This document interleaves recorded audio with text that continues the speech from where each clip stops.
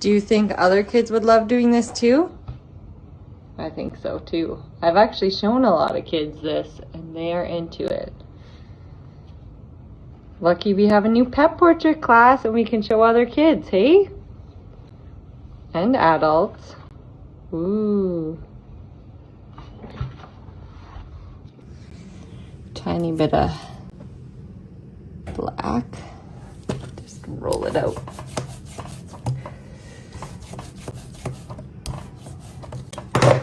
Go. Will it be backwards? But then forwards? Is that how it works? Maybe. Ooh. Okay. Clean off this area.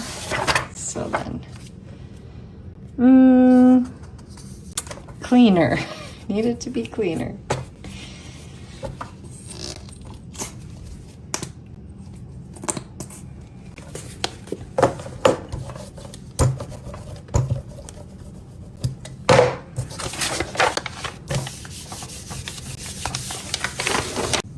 Okay.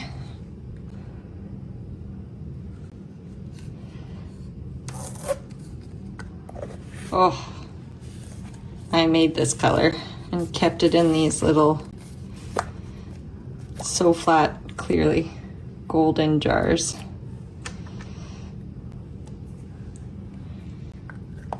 Because I like paint in jars and not in tubes, actually.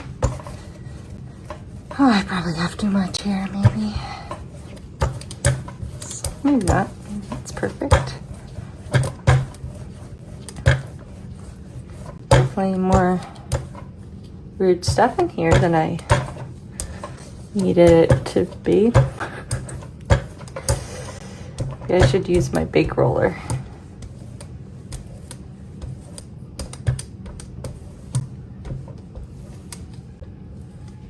Oh.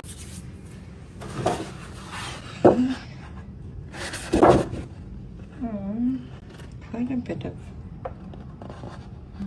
this.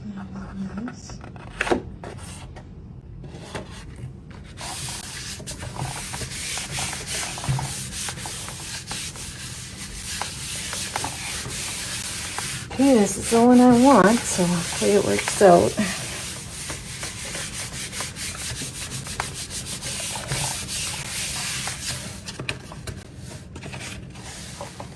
Oh yeah. Oh, that turned out super weird on top. I like it. I like it a lot.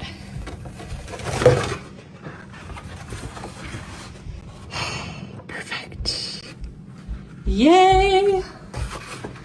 That's exactly what well, not exactly, but happy accidents, right? I'll take it. Mark my corners really lightly and take this off.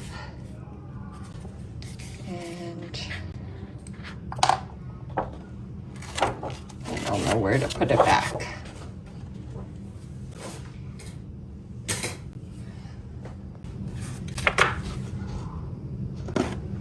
Pretty cool. Changed my mind.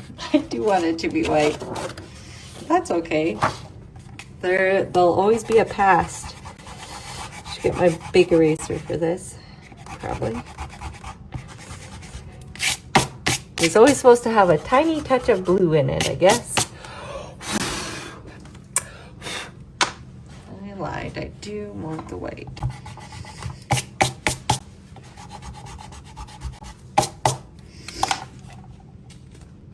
And I found it. So.